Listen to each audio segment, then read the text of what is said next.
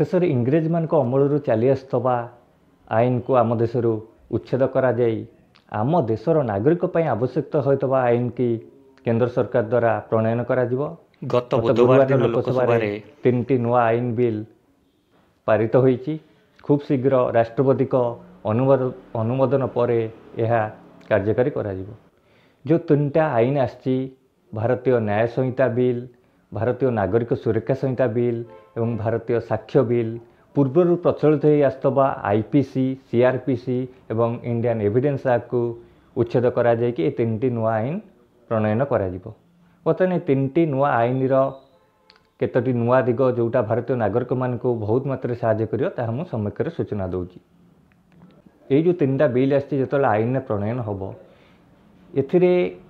केंद्र सरकार दृष्टि देइचंती केतेटा टाइम लिमिट फिक्स करचंती इन्वेस्टिगेशन पाई, अरेस्ट पाई, चार्जसीट पाई जो क्रिमिनल जो प्रोसीडर सब रही कोर्ट रे जो प्रोसीडर रही एथिरे केतक टाइम लिमिट सेट करचंती जहाँ द्वारा कि त्वरित न्याय लोक माने पाई परिबे।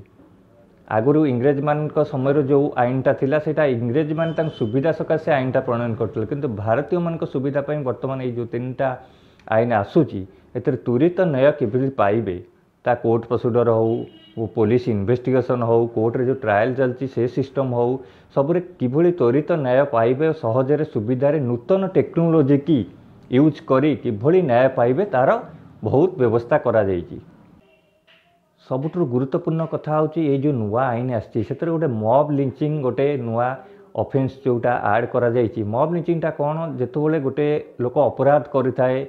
यथा गोचारण किंबा पिला किडनैपिंग किंबा कौन स्त्री लोक को खराब व्यवहार देखा से लोक मैंने उत्तेजित होइकी जेतबेले बहुत लोक गोटे जगह गैदरिंग होती से निजे आईन के हाथ को नहीं जाती अपराधी की दंड दियंती। केतक स्थान में देखा मिली अपराधीर मृत्यु घटी थाए लोक मानकर द्वारा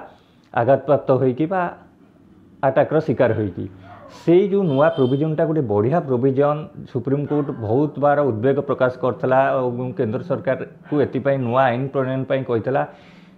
आगुरु मॉब लिंचिंग पाई कोनोसी अपराधिक मामला कोनोसी ऑफेंस नथिला 302 आईपीसी रे पनिशमेंट दिया होतला किंतु एई जो नुआ अपराधिक जो आईन आसुची एथिरे मॉब लिंचिंग पाई गोटे स्वतंत्र ऑफेंस अछि एवं तार दंड मध्ये दियाइछि लाइफ इम्प्रिजमेंट पूरा एक सुंदर पदक्षेप कारण साधारणतः किछि र्यूमर द्वारा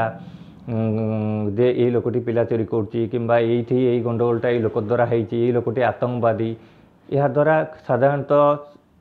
अपराध नक केतक लोक यार शिकार होती। तेणुक यही जो नूतन दंड लाइफ इम्प्रिजमेंट बा डेथ पनिशमेंट जो नुआ आईन बल आसूची यह एक सुंदर पदक्षेप।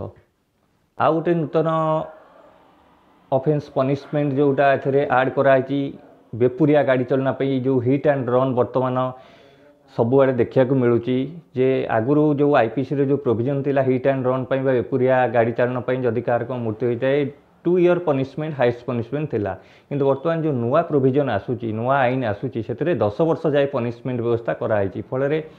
बहुत मात्रा यह रोक जाई परियो हिट एंड रन केस आगुरी भावुते लोक जे आम ऑफेंसटा करदेले मात्र 2 ईयर पनिशमेंट अच्छी से भय नाला किंतु वर्तमान जो 10 ईयर इम्प्रिजमेंट पनिशमेंट वर्तमान करदे लोक मैंने भय आसियो अति बड़ी लोक मैंने खूब शीघ्र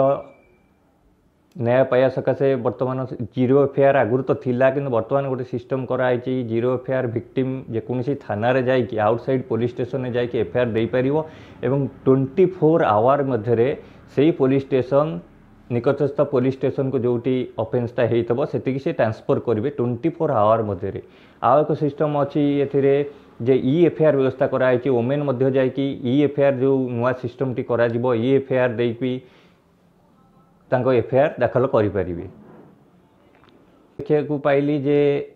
आ गोटे 2 ईयर पनिशमेंट रखा जाइए जोटा रेप विक्टिम बा रेप विषय सहित जड़ित कौन से एक न्यूज को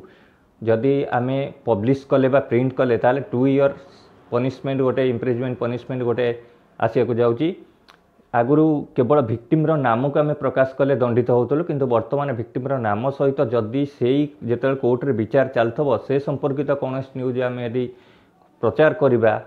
से गोटे प्रिंट और पब्लिश जदि करवा से गोटे आईन आसूची जे 2 ईयर पनिशमेंट